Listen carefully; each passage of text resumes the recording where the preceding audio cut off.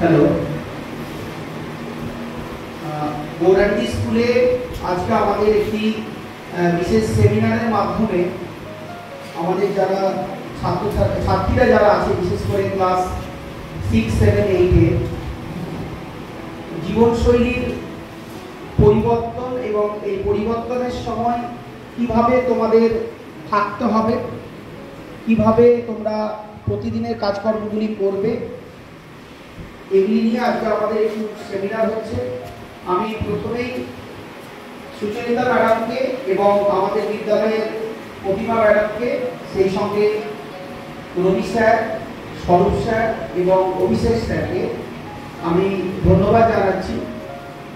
ম্যাডামকে এই কারণে ধন্যবাদ জানাচ্ছি যে ম্যাডাম কিছুদিন আগে ফোন করেছিলেন যে আমাদের স্কুলে এইরকম একটা প্রোগ্রাম আমরা করতে চাই। যেহেতু আমাদের পরপর প্রোগ্রাম হয়ে যাচ্ছে, আমরা সময় দিতে পারছিলাম না, তো আজকে যেহেতু আরও 3টে প্রোগ্রাম আমাদের সেট করা ছিল, তার মাঝখানে আমরা একটা স্লট ওনাকে দিলাম। উনি আজকে তোমাদের সামনে বিভিন্ন জিনিসগুলো তুলে ধরবেন, কিছু জিনিস হয়তো দেখাবেন, কিছু বলবেন। তোমরা খুব মন দিয়ে শুনবে বিষয়গুলো, কারণ ছোট ছোট বাচ্চা মেয়ে তোমরা স্কুলে কিভাবে থাকতে হয়, বাড়িতে কিভাবে থাকতে হয় এবং নিজেদের হাইজিনটা কিভাবে নিজেদেরকে মেনটেন করতে হয়, এগুলো অনেক সময় তোমরা হয়তো মায়ের কাছ থেকে জানতে পারো, কিন্তু অনেক ছাত্রী আছে যারা মায়ের সঙ্গে হয়তো সেই কথাগুলো বলতে পারে না, শেয়ার করতে পারে না।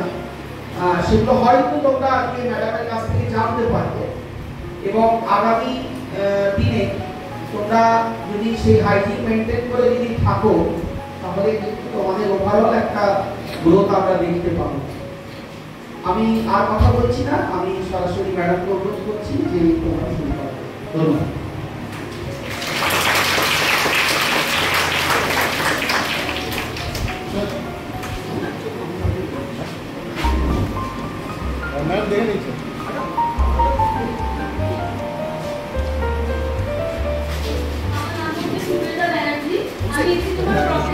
এখানে ভিডিও করতে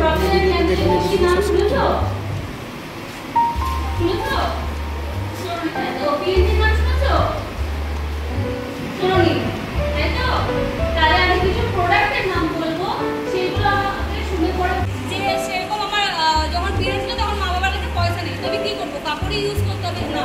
তোমরা সবাই স্কুল আসো তো, সবাই স্কুল আসো, বাইরে তোমাদের পয়সা দেয় তো, 5 টাকা 10 টাকা দেয়, কিছু খাবার জন্য দেয়, তোমরা সবাই খাও, খেতে পারো নেই, কিন্তু সেইখান থেকে পার ডে যদি 2 টাকা তোমরা শরীর একবারে সেভ করবে 2 টাকা, তাহলে তোমরা নিজেরাই প্যাডটা কিনতে পারবে। দরকার নেই যে আমার বাবার উপরে ডিপেন্ডেন্ট থাকতে হবে বা মায়ের উপর থাকতে হবে। আমি নিজের শরীরকে তো নিজে ভালো রাখতে পারি। কাপড় ইউজ করলে কি হয় না, র্যাশেস, ইনফেকশন, আর ইনফেকশন থেকে বড় জিনিস হচ্ছে কি হচ্ছে না, ওই নোংরা কাপড়টাকে কি করছে, আমরা এই মাসে কাপড়টাকে ধুয়ে ভালো করে রেখে দিচ্ছি, আবার পরের মাসে ওই কাপড়টাকে ইউজ করছি, তাই তো? তো যখন আমাদের পিরিয়ডস হয় 3 থেকে 7 দিনের জন্য, তখন আমাদের টয়লেট এরিয়াটা ওপেন থাকে, তার ফলে কি হয়, সহজে সেই ব্যাকটেরিয়াগুলো আমাদের শরীরের ভিতরে ঢুকে যায়। ঢুকে গিয়ে কি করে, ফার্স্টে ওভারি, দেখতে পেলে তো ওটা ফটোটা ওভারি, তো ওভারি থেকে ডিম্বাণুটা বেরোচ্ছে, ওটাই আমাদের মেন জায়গা ডিম্বাণু বেরোবার। তো ডিম্বাণুতে কি করছে, ওখানে ব্যাকটেরিয়াটা পৌঁছে যাচ্ছে, গিয়ে কি করছে, ভালো কিছু তৈরি করবে, কি করবে, রোগ তৈরি করবে, তাই তো? ফার্স্টে কি করছে, একটা টিউমার তৈরি করছে, টিউমারটা ধীরে ধীরে করে ক্যান্সারে পরিণত করছে, বুঝেছো? এই জন্য কেউ কাপড় ইউজ করবে না। কারণ কি, দেখো তোমার মা বাবা হার্ডলি থেকে হার্ডলির উপর কি হচ্ছে না, টাকা পয়সা খরচা করবে, তোমাকে ডাক্তার দেখাবে, কিন্তু তোমার যে কষ্টটা সেটা কি তোমার মা বাবা দিতে পারবে? সেটা কার হবে? তোমাদের হবে। তো এই জন্য তোমরা কেউ কাপড় ইউজ করো না, সবাই প্যাড ইউজ করবে। দরকার নেই আমাকে হুইসপার প্যাডই ইউজ করতে হবে। তো তোমরা যখনই অন্য কোনো প্যাড ইউজ করবে, নিজেরাই ডিফারেন্সটা বুঝতে পারবে, হুইসপার প্যাডের সঙ্গে অন্য প্যাড, কিন্তু দরকার নেই, আমার সেটারও দরকার নেই, কিন্তু তোমরা প্যাড ইউজ করো, বাস। ঠিক আছে, মনে থাকবে সবারই।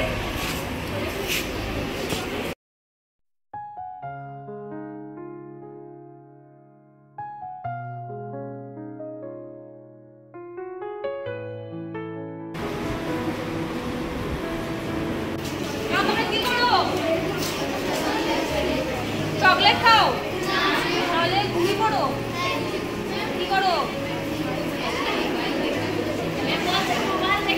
মোবাইল দেখো কমে যায়।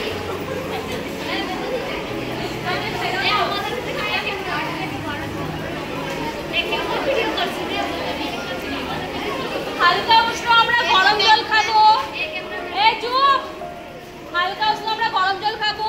আর যদি খুব বেশি পেটে ব্যথা করে দেখছো যে থাকতে পারছি না, তখন কিন্তু তাও আমরা মেডিকেল থেকে বলে কেউ ওষুধ কিনে খাবো না।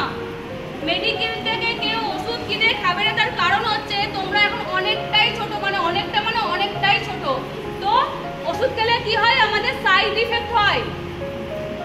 যখন তোমরা বড় হবে তখন তোমাদের পেটে নানা রকমের সাইড ইফেক্ট হবে। তো সেই কারণে আমরা কেউ ওষুধ কিনে খাবো না। তখন কি করবো, হালকা উষ্ণ গরম জল খাবো আর হট ব্যাগে শেক করবো। যদি দেখি বাড়িতে হট ব্যাগ নেই, এরকম বোতলগুলোতে জল খাই তো, সেই বোতলে কি করব, হালকা উষ্ণ গরম জল ঢুকিয়ে ওটাকে পেটে গোল গোল রাউন্ড করে শেক করব। ঠিক আছে, মনে থাকবে?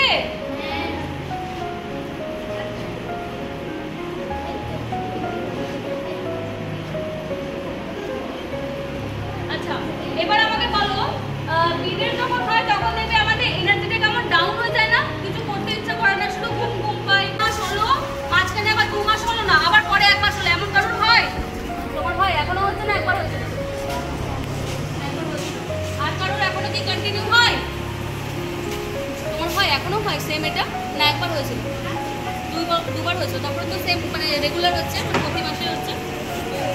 হ্যাঁ, ডাক্তার কি বলেছে?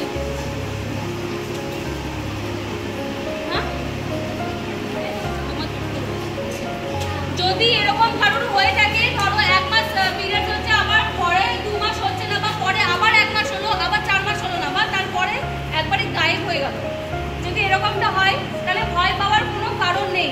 তার কারণ হচ্ছে আমাদের 3 বছর পর্যন্ত এই প্রবলেমটা হতে পারে। 3 বছরের বেশি হলে পরে কি করব না, আমরা ডাক্তার দেখাবো। 3 বছরের বেশি হলে পরে আমরা ডাক্তার দেখাবো, বাড়িতে বলবো, বাড়িতে বলে আমরা ডাক্তার দেখাবো। ঠিক আছে, 3 বছরের বেশি হলে। যদি ধরো যে 3 বছর হয়নি, তাহলে ভয় বা চিন্তা করার কোনো কারণ নেই, এটা হরমোনের জন্য হয়। বোঝা গেছে? এবার আমাকে বলো তো, আমাদের শরীরে যে ব্লাডটা বার হচ্ছে, সেটা আমাদের শরীরে ভালো রক্ত নাকি খারাপ রক্ত? সবাই তাই বলছি না, এটা আমাদের শরীরে ভালো রক্তটাই বেরোচ্ছে। বোঝা গেছে? কারণ কি, দেখো, একটা মহিলা যখন প্রেগনেন্ট থাকছে তখন সেই ব্লাডটা ওর কাজে লাগছে। তখন তার ব্লাডটা কাজে লাগছে না, কিরকম না, পেটের মধ্যে বেবিটা রয়েছে, বেবিটা কি হাত পা দিয়ে খেতে পারে? ওর পারে না, মা যেটা খাচ্ছে সেটা দিয়ে খাচ্ছে, তাই তো? তারপরে একটা নির্দিষ্ট কোনো একটা সময় গিয়ে ওই পৃথিবীর আলো দেখছে, যেমন আমরা, তাই তো? মাদের পেটে ছিলাম তো কোনো একটা সময়, তারপরে যখন একটা নির্দিষ্ট বয়স হতো, মানে সময় হলো, তখন কি আমরা পৃথিবীর আলো দেখলাম, তাই তো? তখন কি হচ্ছে, সেই বেবিটার ব্লাডটা কি হচ্ছে, মায়ের সঙ্গে একটা দেখবে মোটা ছোটো বাচ্চা কখন দেখেছো তোমরা? তোর পেটে নাভিতে দেখবে ক্লিপ আনা থাকে, সেই ক্লিপটার সঙ্গে মায়ের একটা নারীর টান থাকে বলে, তাই তো? তো ওটা কি, ওটা দেখে মায়ের ওই ব্লাডের সঙ্গে কানেকশানটা কি থাকে না, খাবারটাও সাপ্লাই দিতে পারে মা, তার জন্য ওর তখন ব্লাডটা কাজে লাগছে। এবার কোনো একটা মহিলা বা কেউ, আমরা প্রেগনেন্ট নই, তাহলে কি ব্লাডটা আমাদের কাজে লাগবে? আমাদের পেটে কি এতটা স্পেস আছে ব্লাডটা জমা রাখার? নেই, তাই তো? ওকে তো কোনো দিক দিয়ে বার করতে হবে। সেটাই হচ্ছে আমাদের ফিল। বোঝা গেছে? কতটা পরিমাণে ব্লাড বলতো আমাদের শরীর থেকে বার হয় আন্দাজে? কতটা পরিমাণে কেউ কি বলতে পারবে? কতটা পরিমাণে ব্লাড আমাদের শরীর থেকে বার হয়?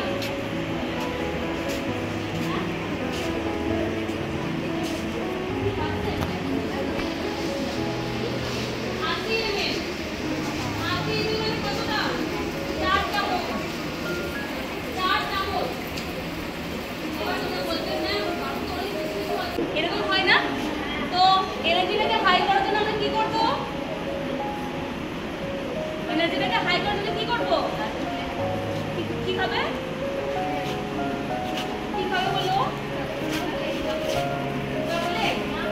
তাহলে তোমার উপরে তুমি বলতে পারছো না কিছু?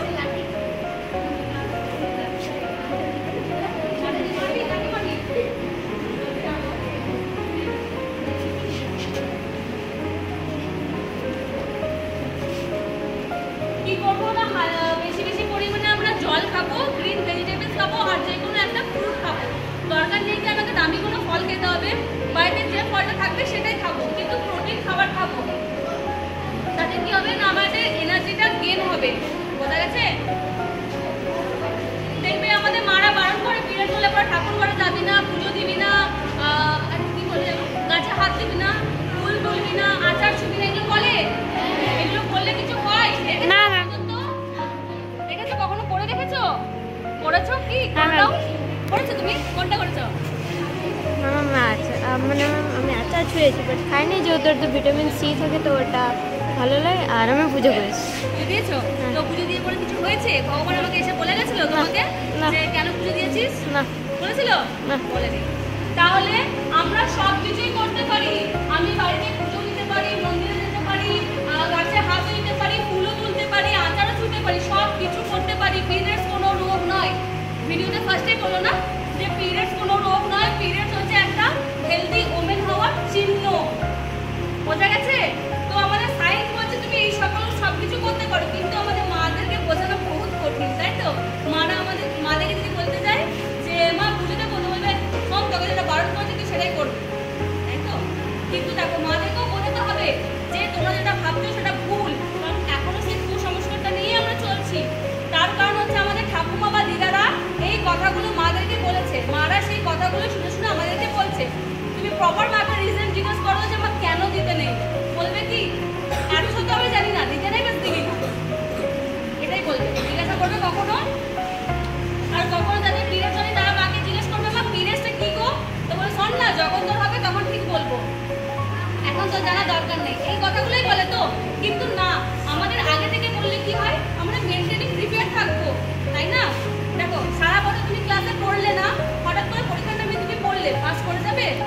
পড়বে না, তো একটু ভয় লাগবে, তাই না? কি আসবে, কি কোশ্চেন করবে, কি বাবা পারবো না, তুমি পারবোই না, লাস্টে ফেল।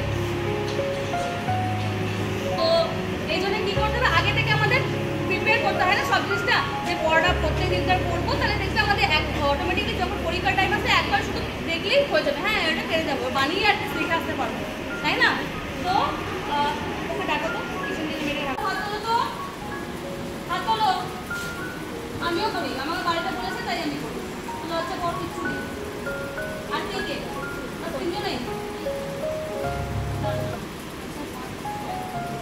আর কে কে হাত তোলো, যে যে ইউজ করো হাত তোলো, সত্যি সত্যি হাত তোলো। দেখো এটা লজ্জা পাওয়ার কিছু নেই, তার কারণ হচ্ছে আগে বলেছি যে আমরা সবাই মেয়েরাই আছি, এই কারণে না ছেলেদেরকে কোনো রাখি নেই এখানে। ঠিক আছে, হাত নামাও। এই মেয়ে কার কার পিরিয়ডস হচ্ছে হাত তোলো তো। আচ্ছা হাত নামাও। কার কার হয়নি হাত তোলো।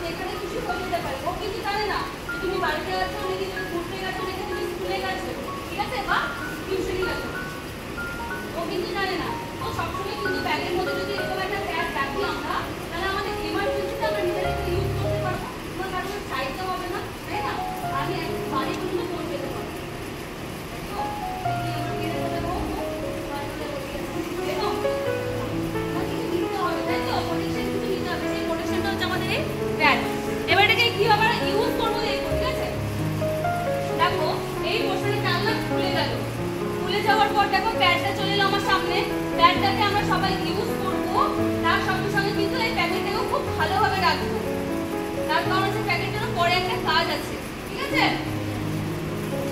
এবার আমাকে বলো, প্যাডের কি সব দিকে সমান আছে? প্যাডের সব দিকে সমান আছে? কি আছে বলো? একদিকটা সরু একটা চওড়া, তাই তো? এটাই তো, একদিকটা বেশি চওড়া, একদিকটা কম চওড়া, মানে সরু পার্ট যেটা বলছে। তাহলে এবার কিভাবে এটাকে আমরা প্যাডটা আঁকাবো?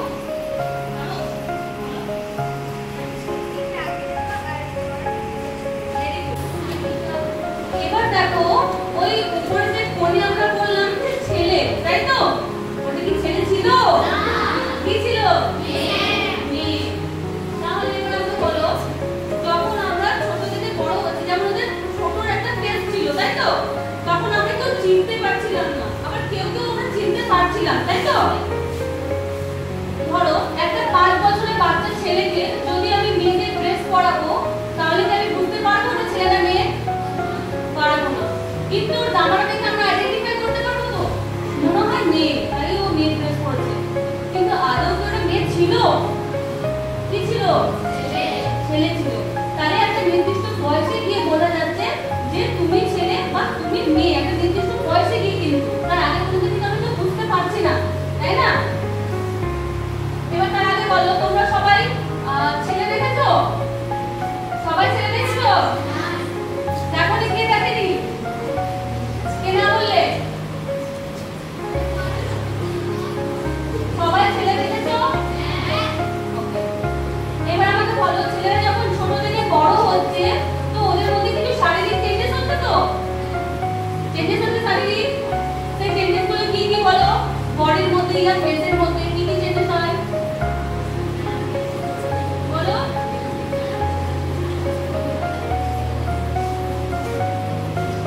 ছোট বাচ্চা দেখেছো? ছোট বাচ্চাকে দেখেছো? বাবাকে দেখেছো? কি কি চেঞ্জেস আছে বাবার ছোট বাচ্চার মধ্যে? ফেসের মধ্যে কি চেঞ্জেস নেই? আছে তো? কি সেটা? কি? উঠে দাঁড়িয়ে বলো।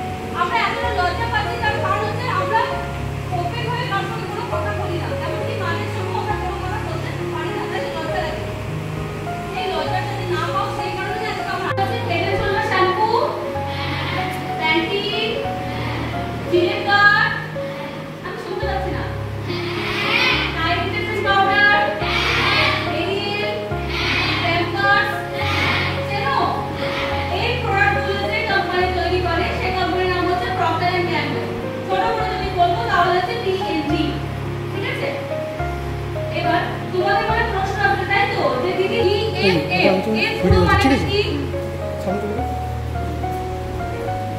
এর পুরো মানেটা কি বলো?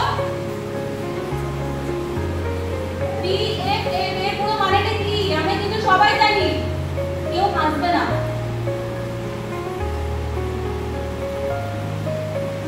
বলো BFF এর মানে জানি কি আমরা? কেউ জানি না, কিন্তু আমরা সবাই জানি। একটু ভাবো, বলো কি?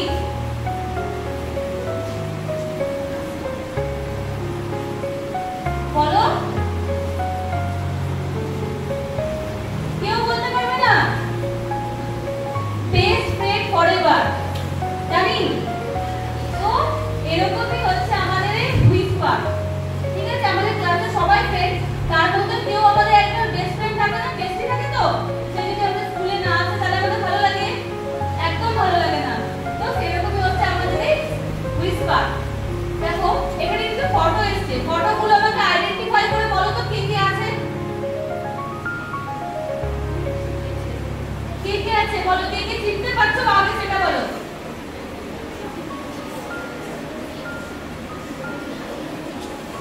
বলো বলো বলো, কেউ যদি চিনতে পারছো তাহলে বলো।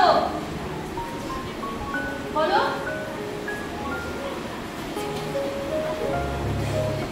তোমরা নিজেদের মধ্যে কথাটা কম বলো।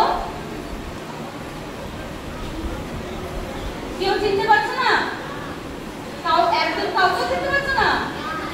পেরেছো? তুমি পেরেছো? বলো। আলিয়া ভাট। আর তুমি? বসো। দীপিকা। আর কেউ? আমাকে বলো তো ওই কোণে যেটা আছে ওটা ছেলে না মেয়ে? ছেলে। সবাই তাই বলছে তো? আচ্ছা, তো দেখি নিচে কি আছে, দেখি কে